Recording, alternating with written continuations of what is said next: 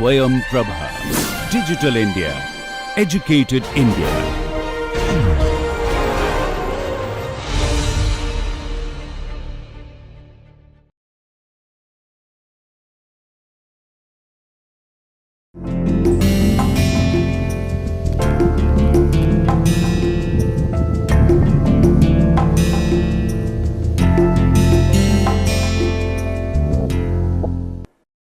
Today in the role of crystals, we will focus on actually the defects in crystals. Okay. So, even though crystals have a very regular structure, but in nature hardly such regular structures will be followed.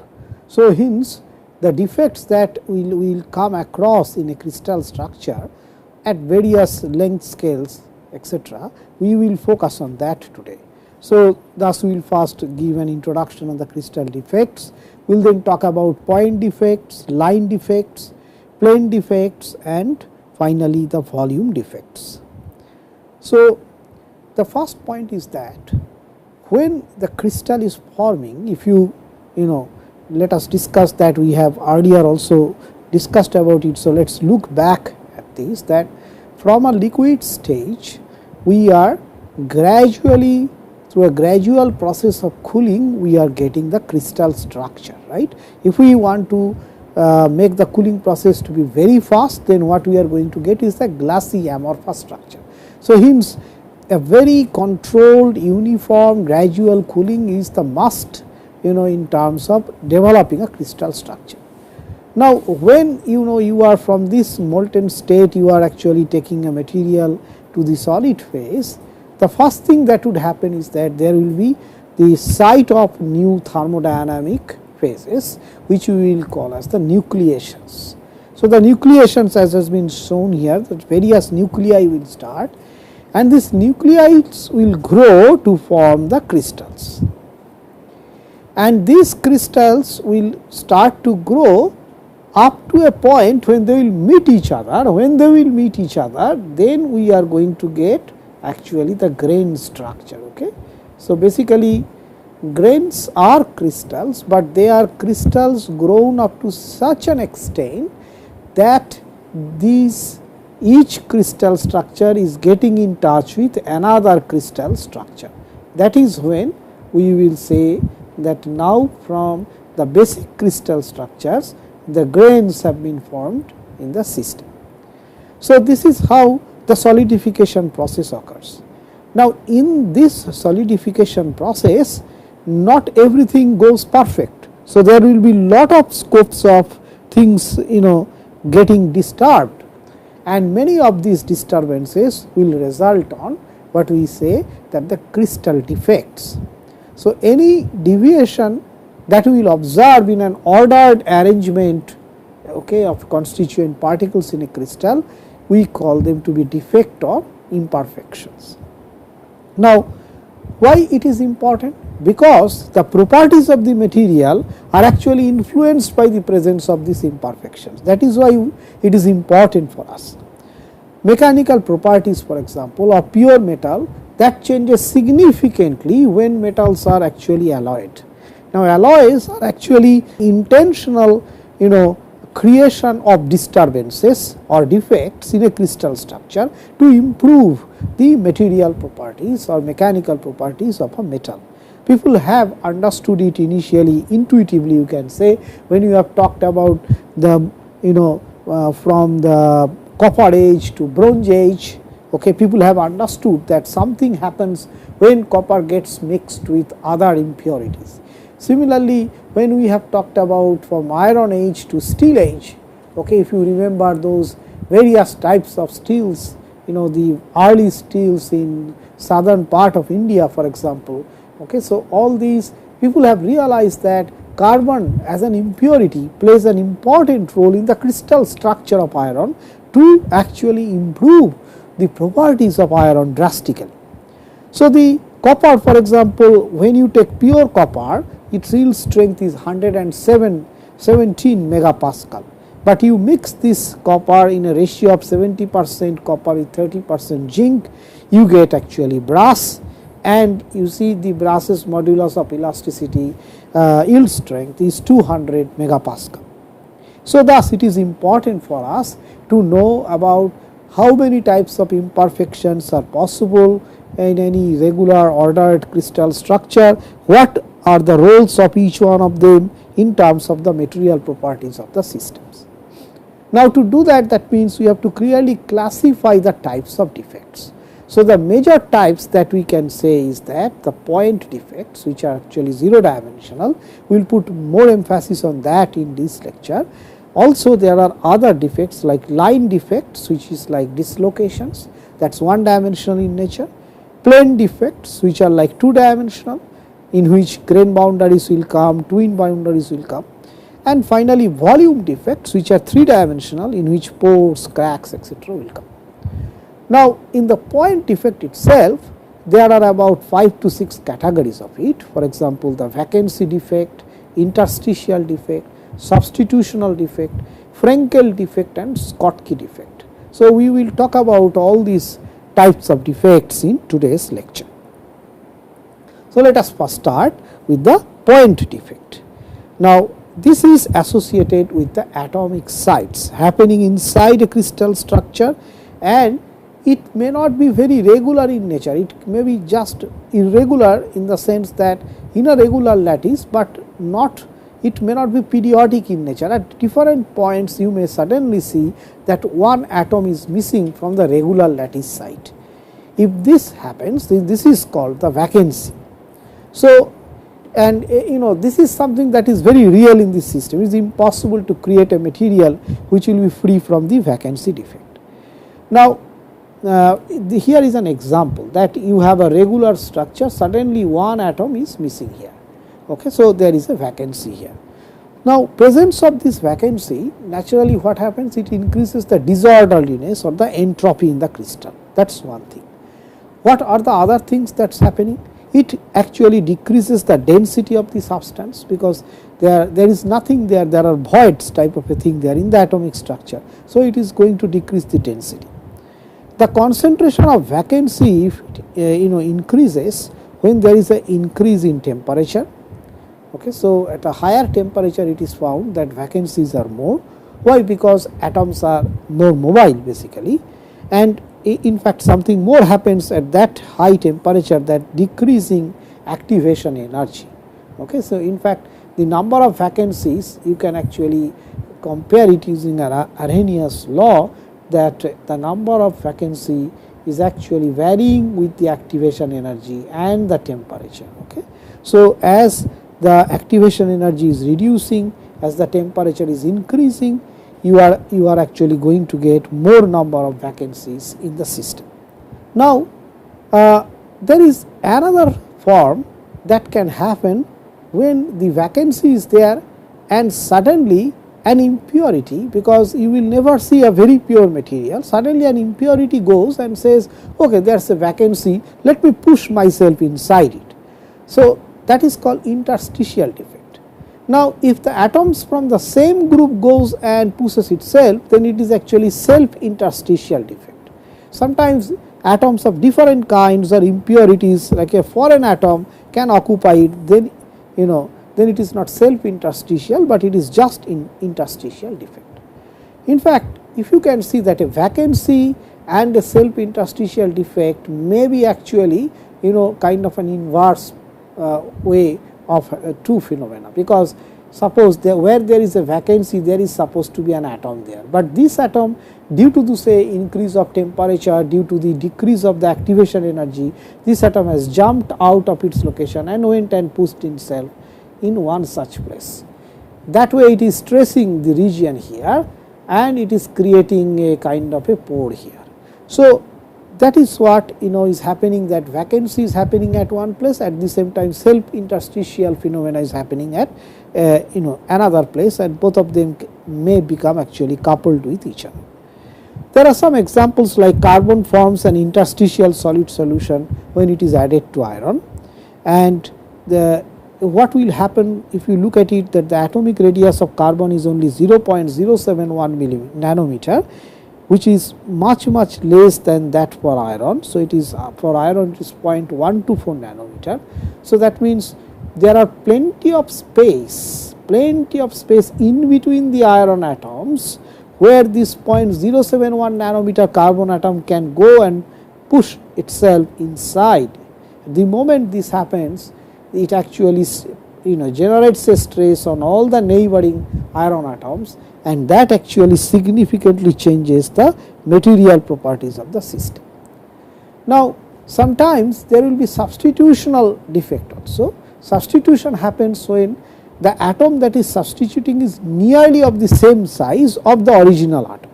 So, they will not disturb the crystal lattice, and they will, and also the atom which is coming, the foreign atom itself should have a crystal structure which is very much similar like the atom in which it is going to go and sit itself in.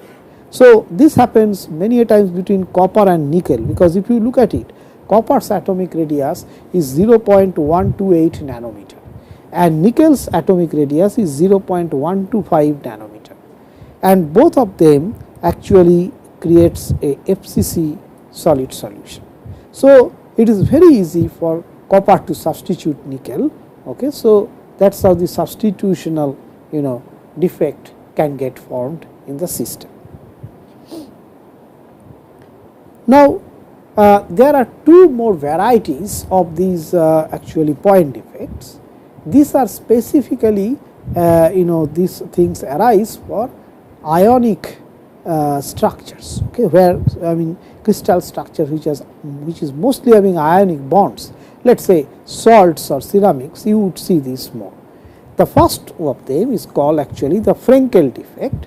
It is a combination of vacancy and interstitial defect. The only thing is that this is happening when an atom or an ion leaves its regular site and occupies an interstitial site. Okay. So, then it is known as Frenkel defect. Cations are generally smaller in size and they get displaced to interstitial voids. Now, in such a case, because one ion is leaving its position and it is going to another position, so generally this happens continuously, and as a result no change in the density occurs. And this is very peculiar, that this is generally absorbed in ionic compounds which has actually low coordination numbers, okay, something like calcium fluoride. So, that is where you will see the Frenkel effect. There is another point defect which is known as Schottky defect, and here it is always it has to be a paired set of cation and anion. Okay, that emphasis on pair is important, because then there will be an electrical neutrality in the crystal. Now, in this case the density of the solid decreases because it has to happen in pairs. So, there will be lot of actually vacancies. So, the density of the solid decreases, and it is found in ionic compounds with generally high coordination numbers. And in order to maintain the electrical neutrality, as I told you earlier, the number of missing cation and anion are to be equal. So, something like sodium chloride, potassium fluoride, etc. In both Fresnel and Schottky, no change in electrical neutrality of the crystal is observed. So, thus we have kind of gone through various types of point defects. Okay. We have talked about the vacancy defects, we have talked about the what you call interstitial defects, and then we have talked about substitutional type of defects, and then Frenkel and Schottky defect. Now, let us look at the linear counterpart. Okay. So, from the point, now we are going to line defects or dislocations. Now, there are, even though we call it line defects, it need not be like a straight line, it can be in a curve. Okay. So, it can be in terms of a edge dislocation, it can be in terms of a screw dislocation or rotational dislocations, etc. Now, what is this dislocation? In this case, it is actually not a phenomena with one single atom, but rather while building up the crystal structure, for some reason, because of various disturbances, one layer of crystal structure may not get completed, and by nature it's just like a whimsy of nature that one extra half plane of atoms is left in between. Now, this extra half plane that is there, it will actually distort all the nearby planes, and then actually this dislocation is coming into picture. Now, this dislocation line in this particular case, as you can see, is perpendicular to the plane of the page itself. Okay. So, this is the edge dislocation that we are talking about. The direction and magnitude of this dislocation is given by a vector which is known as Berger vector. So, how do we get this dislocation? Okay, so, to do that you have to move around the dislocation line in a clockwise manner, making equal steps in each direction. So, the vector goes from finish to start position, the Berger vector, okay. And what you will see is that when you will reach the dislocation point, you will see that the edge dislocation is generally perpendicular to the Berger vector, and this dislocation creates normal stress and strain in the crystal naturally, and also it affects the other material properties like strength and plastic formation, flow, etc. So, you can you need not have a planar dislocation always.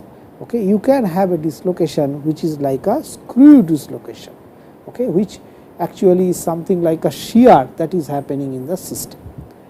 So, if there is something like a shear, once again you can move around the dislocation line clockwise as has been shown here, and from finish to start with the help of Berger vector, and this Berger vector, what you will see is actually parallel to the dislocation in this case. In the last case, that it was perpendicular to the dislocation, and here it is parallel to the dislocation. So, a screw dislocation lies parallel to its Berger vector, and it moves in a direction perpendicular to the Berger vector. So, that is when you have screw dislocations. Now, how do we avoid dislocations? First of all, why do we need to avoid dislocation? Well, in most of the cases it is a defect which is something which is not negligible, because it is a long scale of a defect. It is not just one single atom is missing, but rather entire half plane is missing. So, what the way it can affect is, one, definitely in terms of the strength of the system, and there are other things also possible, that is in terms of the nature of the system at a high temperature, for example, the creep behavior of the system, and also it affects the damping of the system. Now, one way to avoid dislocation is that dislocation is happening when a crystal structures, there are many crystal structures, and suddenly one half plane is missing in a polycrystal structure. If you use a single crystal structure, generally to do that you actually control the environment to a very good degree, you can avoid the dislocation. For example, turbine blade making, this is done, but it is very expensive, okay? That is why it is not usually done. The other way to do is actually work hardening. Now, because dislocations are happening inside the grain structure, okay, so what you can do is that through work hardening you can move all dislocations to the grain boundaries.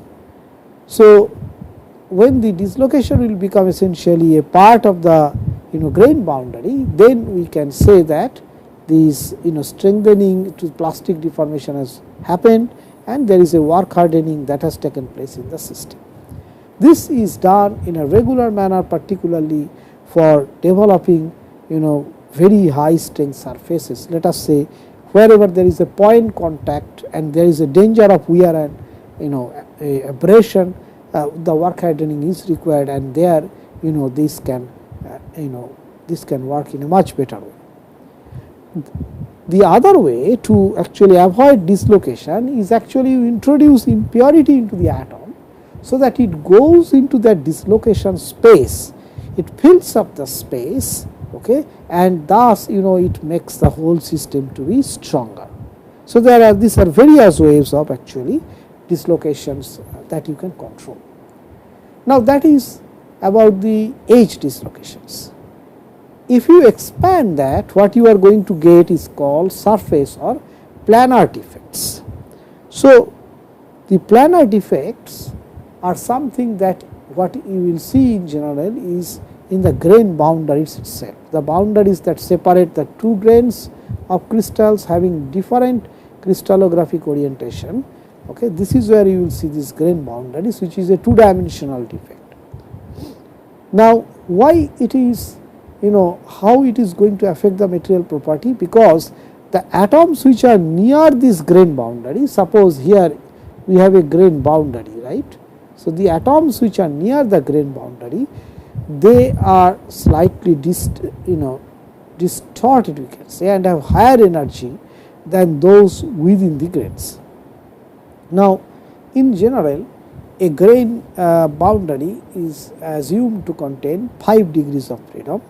These 5 degrees of freedom, out of that there are 3 degrees of freedom which are related to the orientation of one grain with respect to the other, and there are 2 degrees of freedom to specify the orientation of the grain boundary itself. So, thus there are 5 different degrees of freedom by which the grains can move against each other along the grain boundary, and hence can significantly control the material properties of a system. Now, how would it actually affect? One is that at temperatures which is actually greater than 0.5 Tm, less Tm is the melting point temperature, then the grain boundaries will actually start to flow. But when it is less than 0.5 Tm, this will work like an obstacle to the dislocation. It will not, the grain boundaries will not allow the dislocation to propagate very easily. On the other hand, at a higher temperature, they will tend to weaken a material. Why? Because the grain boundary sliding may occur, each grain boundary may slide with each other. So, that may result to the plastic flow opening up of voids, etc., along the boundaries. In general, what we think is that single crystal structures are good. Otherwise, if you have to go for a polycrystal structure, then you should go for a fine grain materials which are actually stronger than coarse grained ones. Why? Because they have actually more grain boundaries per unit volume. So, grain boundaries are actually making the structure stronger. Now, how do we first of all know that what is the grain boundary? There is a ASTM E112 standard of ASTM, which says that this average number of grains per square inch at a magnification of 100x is related to the grain size by this particular relationship. So, which is a very useful relationship, because in the next slide I will show you how to use this relationship. So, if you look at it, that there is this these examples.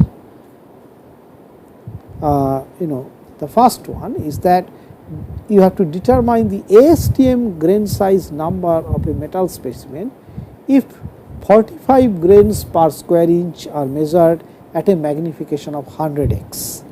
So, the ASTM standard method is that this n is equals to 2 to the power n minus 1, where n is the grains per square inch and small n is the grain size number.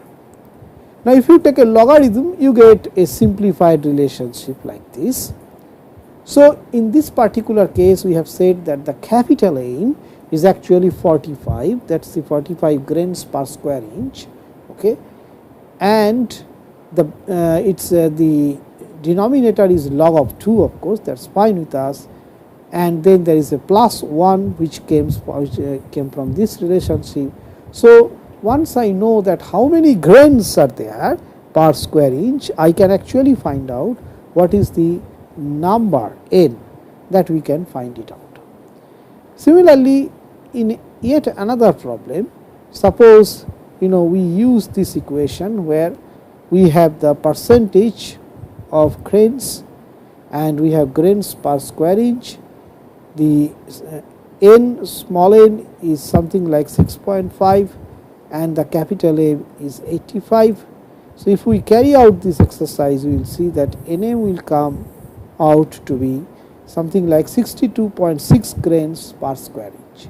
As I told you that finer grain structure, that is more number of grains per square inch, is actually good for us if you cannot go for a single crystal structure.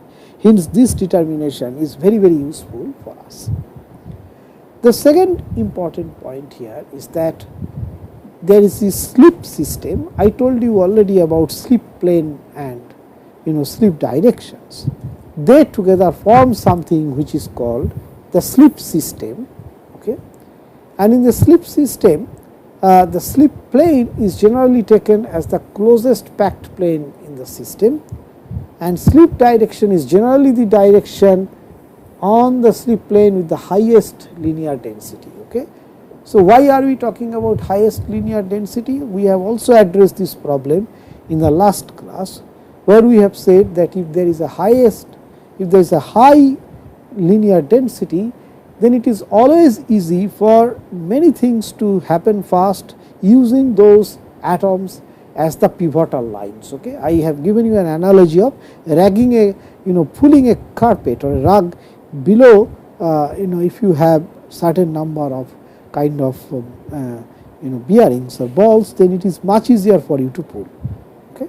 So, here also the same way, if you have more number of slip systems, then actually if you have a higher linear density, that would mean, so then you are going to get actually the slip directions along that direction itself.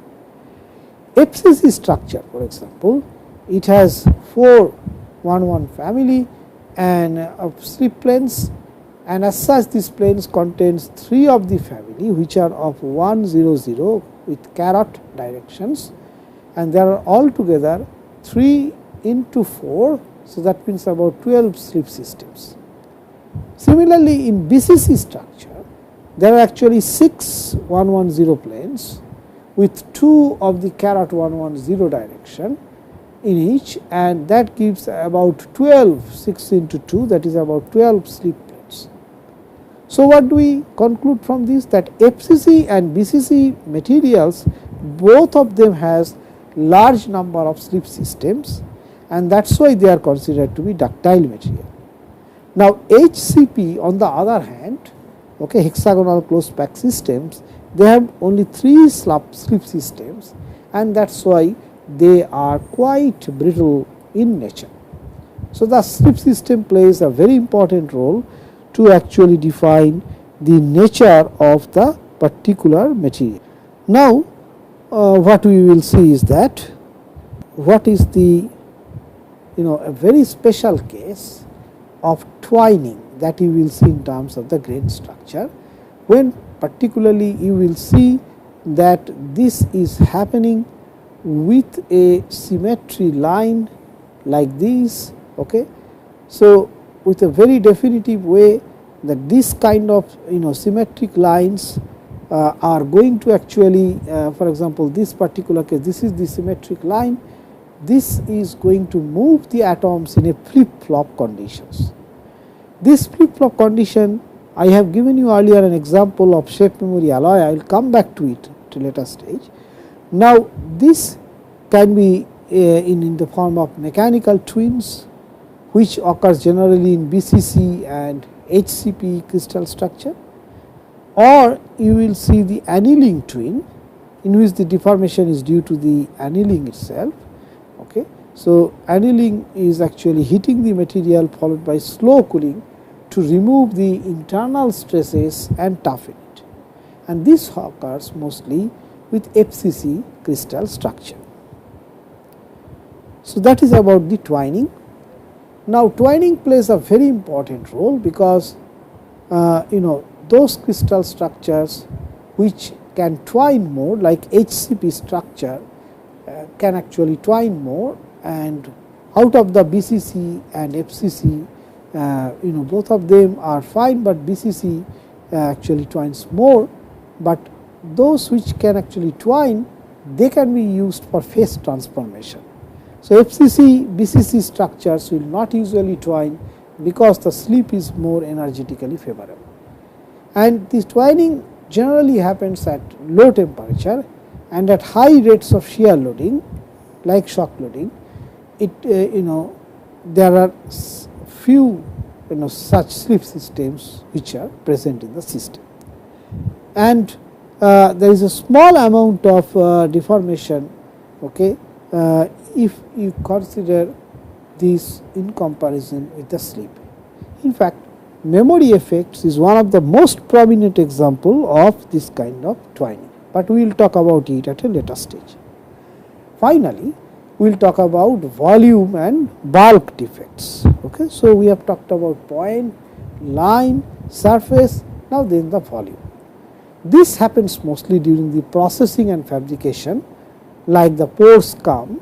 Okay. So, that is a defect, or cracks is a defect, foreign inclusions and other phases, these are all defects.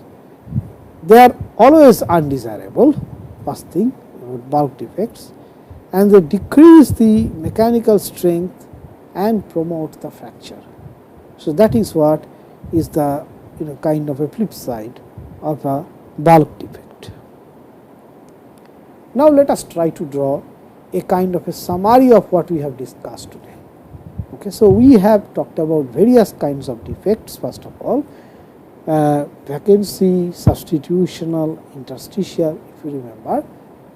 There are the properties which are affected are the solid state diffusion, mechanical creep, conductivities, then the magnetic coercivity, dielectric constant and optical transparency. The way you can remove these kind of point defects are age old, the traditional process is through the annealing. We call it hit, beat and treat system. Other than that, the other ways are like semiconductor diodes and transistors, okay, and solute hardening of alloys where you can apply strong permanent magnets development, capacitors, coloring of glasses and plastics. You can actually apply this presence of defect by converting it what you call the bone in the cars. The edge dislocation, okay, or similar type of other the screw dislocations, etc., they are actually plastic deformation and they have applications in terms of strain hardening. The grain boundaries, okay, so they affect the dislocation movement, electrical resistance. The more the grain boundary you have, more resistance, magnetic coercivity, optical transparencies, etc. And the proper applications are in terms of mechanical hardening or strong permanent magnets. Then of course, there is the stacking faults, which is generally it affects the mechanical strength and the electrical resistance itself. So, this is where we will put an end, and in the next lecture we will learn metals like ferrous alloys, their properties and classification. Thank you.